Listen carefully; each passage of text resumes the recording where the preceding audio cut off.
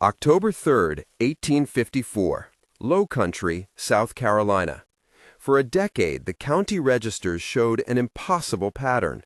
Dozens of runaways were listed by name, age, and color. Scores of men were recorded as fled and reclaimed. Not one black woman from the same plantation appeared as a runaway. The absence was itself a record.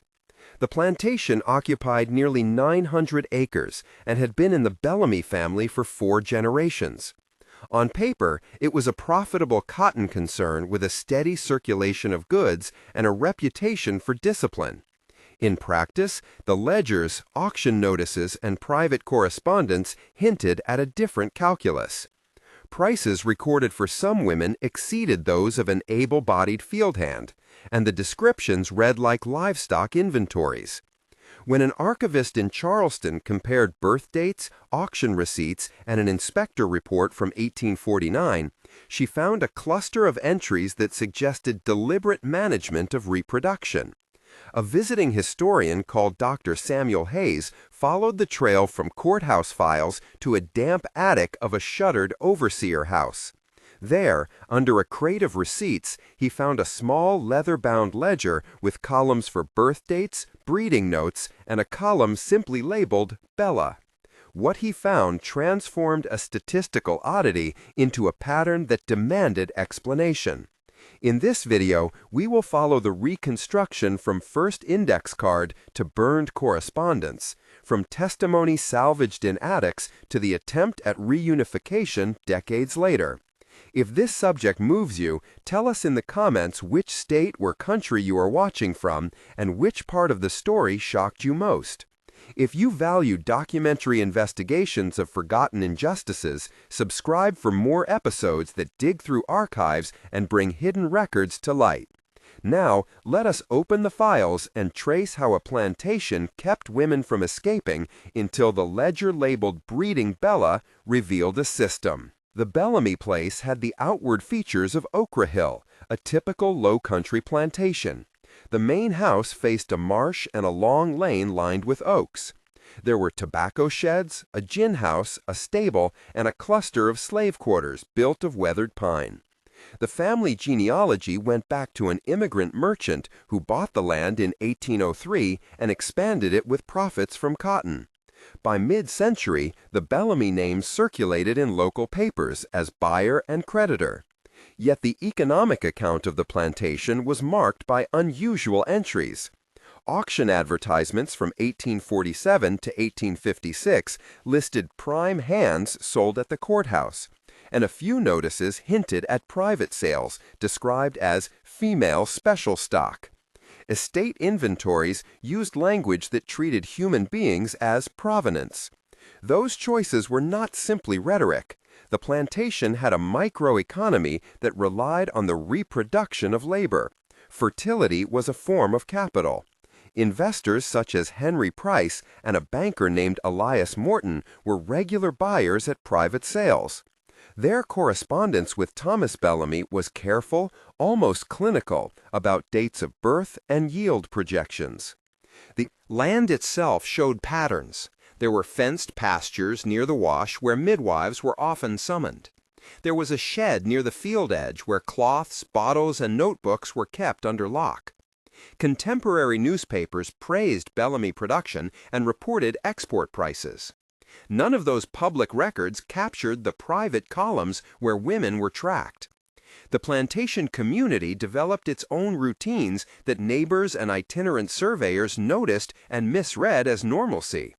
Samuel Parker, a cartwright who worked on the Bellamy fence, remembered the smell of boiled greens and soap on the main walk, the sound of women singing at dusk, and the peculiar rule that no woman was allowed by herself past the East Privy after sundown. He later told an interviewer about the night visitors were turned away at the gate and a cart loaded with boxes left quietly. Reverend Caleb Morgan, who preached in a nearby parish, recorded in his diary an entry about the orderly keeping of Bellamy hands and a strange refusal to let married families travel for market. Small details that were easy to dismiss acquired meaning when set against the ledgers. Those who passed by the quarters noted a steady stream of buyers and inspectors, yet visitors said the women seemed kept and thinly spoken. In one neighborly letter, an unnamed planter asked Thomas Bellamy if he would loan 3 young women for a season, to which Bellamy replied in code about lines drawn.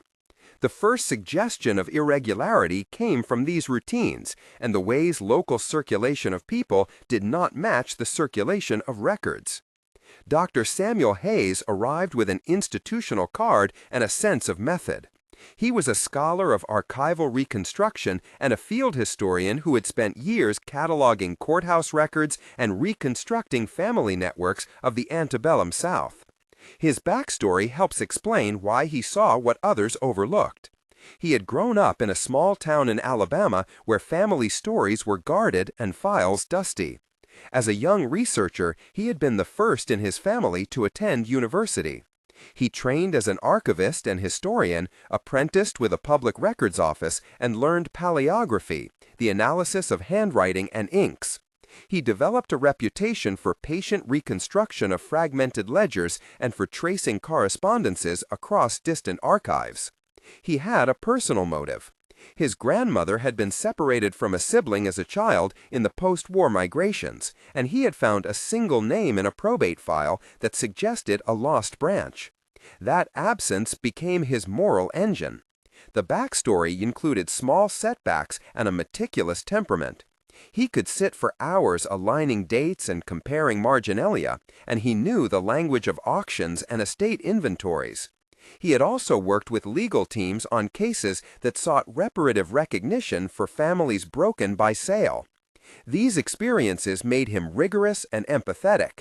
He knew how to read a ledger not only as number and ink, but as a human record. His training in procedure aimed at documentation, chain of custody for evidence, and respectful elicitation of testimony shaped the whole investigation. The Bellamy family history offered the other side of the ledger. Thomas Bellamy, the proprietor, had inherited the plantation from his father and expanded operations into a profitable network of credit and buyers. He was described in local papers as a steady merchant and a church as a reserved man who made large donations. Yet privately, he cultivated relationships with buyers and what were called breeders, men who saw reproduction as a marketable output. The antagonist backstory shows how economic rationality turns moral boundaries into strategy. Bellamy came from a line of men who saw land and labor as assets. He employed overseers like Jonas Whitcomb and kept a ledger clerk, Matilda Rowe, in the house to manage small accounts. Investors such as Henry Price and Elias Morton furnished capital for slaving seasons and expected returns. They corresponded about yields and stock renewal. The personal traits of Bellamy were not monstrous innovations, but the application of market logic to living bodies. This backstory explains the procedural sophistication in the records and the lengths to which the family went to hide practices when scrutiny increased. The first concentrated evidence came from municipal archives, a sequence of auction notices, and a set of ledgers pulled from the attic of the overseer house. The procedure to assemble these materials required cross-referencing deed registries, marriage records, and newspaper microfilm. The archivist Laura King described the routine. She opened the box with gloves, photographed each page, recorded ink composition, and compared handwriting samples to known signatures. Then she transcribed entries into a spreadsheet, tagging terms such as breeder, sale, buyer, and the recurring label Bella. Technical description of the archival procedure. Each page was digitized at high resolution, watermarks were recorded, and a chain of custody log noted when the physical ledger moved from the attic to a climate-controlled archive. The transcription revealed columns with dates of birth, months of live births, notations about resistance, and a recurring note that read, "Kept Bella." A parallel set of auction notices between 1848 and 1852 included private sale entries that matched dates from the ledger. The pattern was statistical and systematic. Where one might expect scattered cases, the record showed planned selection and movement. The lead investigator convened a small team. There was archivist Laura King, who had first found the ledger, historian Anita Walker, who specialized in social history of enslaved families, Inspector Joseph Reed, who had access to later municipal inspection reports, and Ella Turner, a descendant who had surviving oral testimony passed down in her family. Secondary characters included Jonas Whitcomb, the overseer, named in the ledger, Matilda Rowe, the housekeeper ledger clerk, buyer Henry Price, banker Elias Morton, and Reverend Caleb Morgan, whose diary entries were quoted. Each person had a specific act in the narrative. The team sat in a dim reading room with the ledger open. Their conversation included exchanges that revealed both documentary details and human reaction. Dialogue was slow and deliberate. "Look at this column," Laura said quietly. "It lists births and then a note, Bella." "Could Bella be a code name?" Anita asked. "A code for provenance," Joseph replied. "Or the name of a woman," Samuel suggested. "But why is Bella singled out?" Ella said, her voice small. "Because Bella was valuable," Samuel answered. "They tracked fertility like yield." "Tracked," Jonas muttered from a margin of the file. "That sounds like a ledger, not a life," Matilda said, reading with a trembling finger. Their exchanges stretched across 8 turns, building the tension in the room.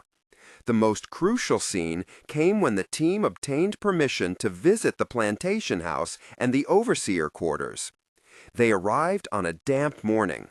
The smell of old wood and iron greeted them. The main house showed varnished floors and a formal parlor with portraits. The quarters were low and leaned. Under a tatty rug in the overseer hut, they found a trapdoor nailed with rusted iron. When Samuel eased it open, a draft of cool earth rose with the scent of paper and oil. The space below was narrow and smelled of mildew and tobacco smoke. On a low shelf, among cobweb jars and a rusted scale, lay a small chest of notebooks and a bundle of letters sealed with wax. The room was a physical record. Sensory moments rode the scene. The dust rose in motes that caught the light. Their hands felt papery pages and a sticky residue where wax had melted. Voices lowered to a whisper and shoes creaked on rough planks. They found a crude cot, a small basin with soap flakes, and a wall where paper was pasted with lists and dates. The ledgers on the shelf matched the attic ledger but were more explicit. One notebook, called a field book, had entries like Bella, 1849, May 4, alive last night, no run, no sign of behavior change. Buyer price visited June 3. A note in the margin read, "Keep together, do not speak." The discovery scene contained dialogue. "This is not just bookkeeping," Anita said. "This is containment." "How many women are listed here?" Ella asked while tracing a name. "Too many," Samuel said, "and some names repeat as mothers and daughters." Their voices reflected a slow dawning horror. The infiltration scene had 9 exchanges in short bursts, each adding detail and emotional resonance. The tactile sense of paper and the metallic smell of the lock combined with the auditory quiet to make the place feel like evidence itself. Technical description of a forensic document analysis. The team compared ink composition using a portable ultraviolet lamp, noted differences in handwriting to attribute entries to different clerks, and measured paper fiber patterns to estimate dates. They also used spectral imaging to reveal erased marginalia and examined water stains that suggested the ledger had been submerged briefly. These procedural descriptions grounded the discovery, method, and supported the credibility of the reconstruction. The revelation shifted the investigation from data to accountability. The ledger indicated that some women had been deliberately withheld from mobility, assigned to a list managed by Bellamy, and in some cases sold privately at higher prices expressly for their reproductive capacity. Testimonies collected years later by oral historians corroborated parts of the document. Ella Turner recounted a family story passed down about a woman named Bella who is said to have borne children who were later separated and sold across state lines. An older neighbor, Leela Freeman, remembered a woman who was not permitted to leave the plantation for church socials and who was always watched. The pattern pointed to a network of buyers and investors who profited from controlled reproduction. There were names in the ledger that matched those in auction records and correspondence. The moral implication was stark. Not only had lives been treated as assets, but a market had developed consciously to capitalize on the reproduction of those lives. In public, the Bellamy name remained respectable. Privately, letters between Bellamy and Henry Price discussed renewal and growth to meet demand. When confronted with the ledger, descendants of investors offered explanations that tried to frame the practice as common and conventional. It was business, one wrote, as all were then.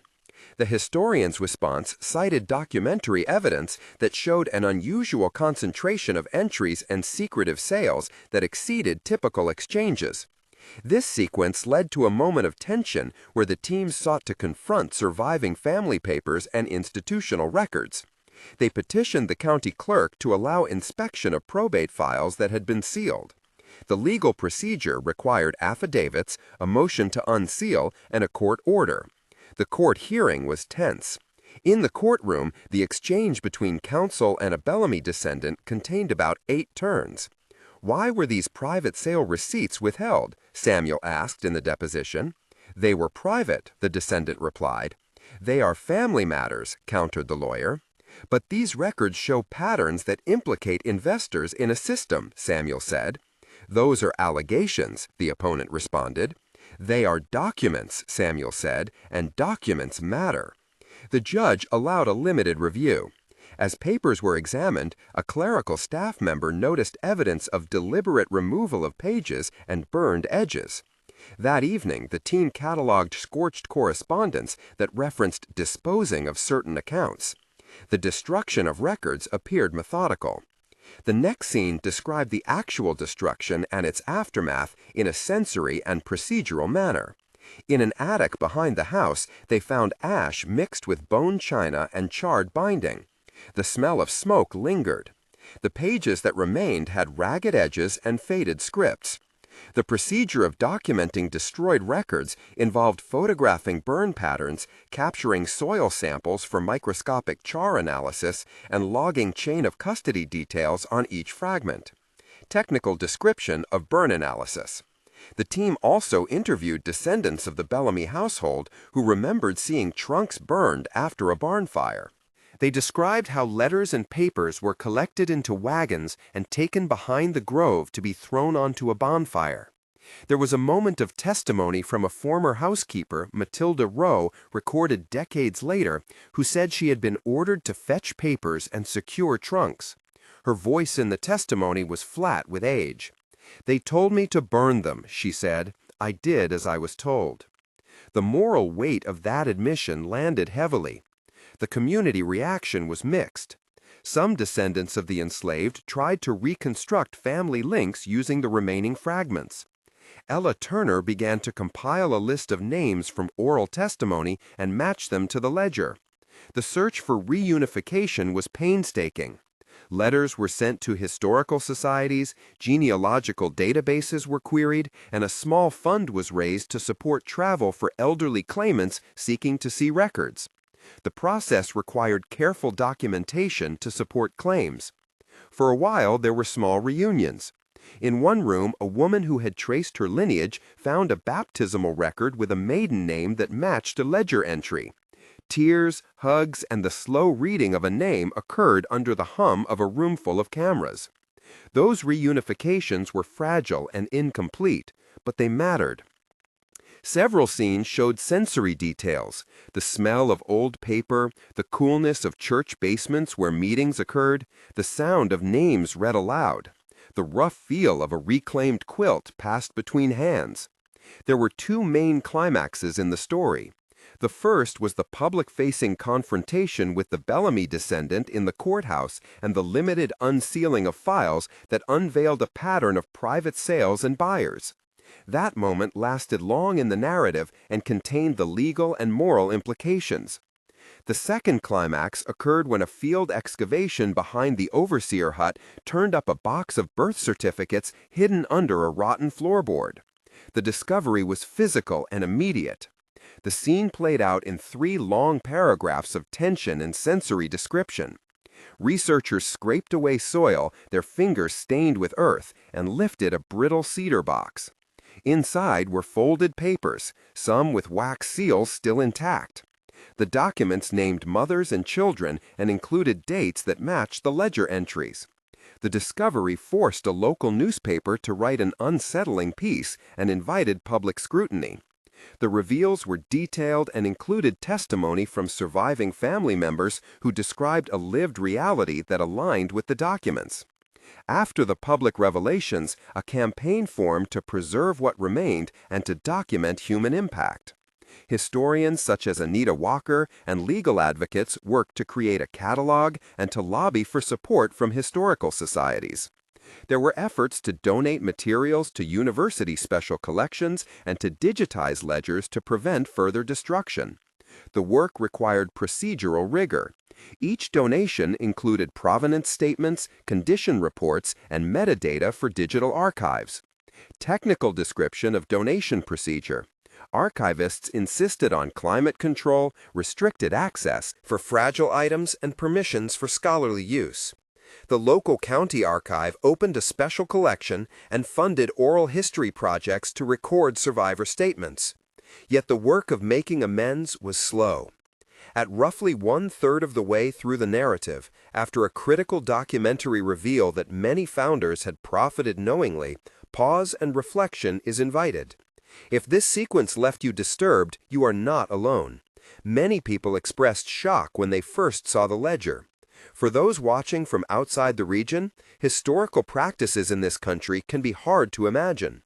We invite you to take a moment now and write in the comments where you are watching from and what detail surprised you most. To help the conversation begin, you can start your comment with the phrase, "What shocked me was," followed by a short sentence. Your responses help others see this is not an isolated curiosity, but part of larger patterns that cross regions and generations. Your notes may also point us toward other archives or family stories we should examine in future episodes. This community is how these investigations stay alive. Thank you for sharing. Now, returning to the records, let us look at how investors and institutions responded when confronted with evidence. In the weeks that followed the initial publication, there were defensive moves. Some ledgers were offered for sale by descendants, others were quietly transferred to private collections. A buyer named Henry Price's estate produced additional letters claiming benign intent. The circulation of documents became contested property. The procedural steps taken by the research team included legal agreements to access private papers, recorded interviews, and offers to mediate restitution talks. Several investors' families admitted to receiving payments associated with private sales, but insisted the transactions were legal at the time. The historical reading of legality did not absolve moral culpability. Scholars weighed in about the normalization of such practices within the market system of the period. In academic correspondence, Anita Walker wrote a careful note about how market rationality and legal structures combined to obscure human harm. These arguments were supported by documentation that showed private auctions were used to mask sales intended to preserve breeding lines. The destruction of records complicated attempts to assemble a full account. Where information had been burned or shredded, the team used indirect methods. Cross-referencing probate lists against neighboring county auctions, comparing child baptisms to plantation birth dates, and matching survivor testimonies produced partial reconstructions. The reconstruction work was slow and labor-intensive, and often the only route to establish links was through small details, such as naming conventions, midwife sign-offs, and overlapping dates. The technique of triangulation was essential. Researchers used census records, port manifests, church registers, and encrypted marginalia in ledgers to reconstruct family trees. Those reconstructions were presented carefully with caveats about uncertainty and probability. The presentation to the public emphasized that records are fragmentary but still compelling. Two important tension moments deserve expanded description. The first involved a late-night visit to the plantation when a descendant attempted to remove remaining papers. The confrontation lasted in the narrative for several paragraphs and reached about 600 characters in the core tension. The team arrived to find a truck outside the barn loaded with crates. A heated exchange with the descendant included accusations and denials. The descendant said, "These are our family papers," while Samuel argued, "They document harm to others too." A neighbor called the sheriff and a standoff ensued until an agreement to allow a neutral historian to inspect the crates was reached. The second expanded tension moment centered on a family search that revealed a mother and her child sold to different buyers. Their reunion attempt failed at first because the early paperwork was missing. An emotional testimony described the pain of separation. That scene explored the human cost. The taste of tears described, the smell of a church hall as names were read, and the tactile marking of a faded photograph pressed into a palm. As the months turned, a layered epilogue recorded consequences and small steps toward reparative recognition. The epilogue is presented in 3 temporal moments to show process and shift over time. 1 month later, a public archive opened its collection. The digital copies of the ledger were made available and a symposium was organized. Documents were displayed behind glass and transcripts were uploaded. The first month description includes procedural updates and the immediate emotional impact. It notes that a new fund was created to subsidize genealogical research for descendants. Access procedures were formalized with rules for handling and reproduction.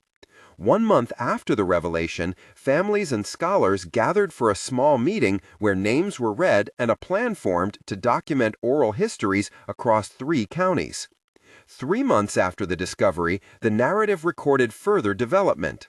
More documents surfaced when a small private collection in Savannah offered another set of correspondences that tied the Bellamy ledger to a network of buyers. A university launched a grant to study the economic practices that drove the market for reproductive labor.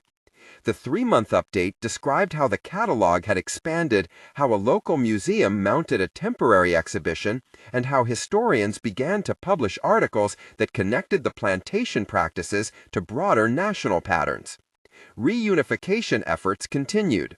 A family in Georgia found baptismal entries that matched a ledger note and were able to establish kinship through contextual documentation. The work remained incomplete but hopeful. The 3-month passage emphasized procedural refinement and scholarly uptake. 6 months later, the longer-term consequences began to materialize. A permanent special collection was established at a regional university. Several descendants received recognition in a public ceremony, where names recovered from ledgers and testimonies were read aloud. A committee formed to advise on preservation, attribution, and possible reparative measures. Legal scholars proposed ways to acknowledge harms through educational funds and local philanthropic support. The 6-month summary included an account of the emotional landscape. Some descendants celebrated small victories, while others remained skeptical that documentation could heal separation. The university funded fellowships to continue the reconstruction and to digitize scattered records across private archives. A lasting effect was the installation of interpretive signage at Okra Hill, acknowledging the lives cataloged in the ledgers and the harms that were done. The 6-month epilogue concluded with a note of cautious progress and an appeal to preserve records. The concluding reflections tie the investigation to broader themes. What the ledger revealed was not an isolated aberration, but a systematic practice that commodified reproduction in ways that legal documents helped mask. Ledgers, auction notices, correspondence, and probate registers formed a lattice of evidence that allowed reconstruction. Victim voices and oral testimony helped humanize pages that would otherwise read as numbers. The moral conclusion is that documentation matters. Preservation of records, support for archives, and investment in oral history are necessary for accountability and memory. If this episode expanded your understanding of how institutional practices normalized harm, consider sharing it with someone who values careful documentary work. Support local archives and historical societies that keep records safe. If you want more deep dives like this, subscribe to our channel, where we combine archival procedure, testimony, and reconstruction to bring hidden histories into view. Above all, remember the names we recovered, not as objects of spectacle, but as persons who lived, resisted, and whose stories deserve preservation.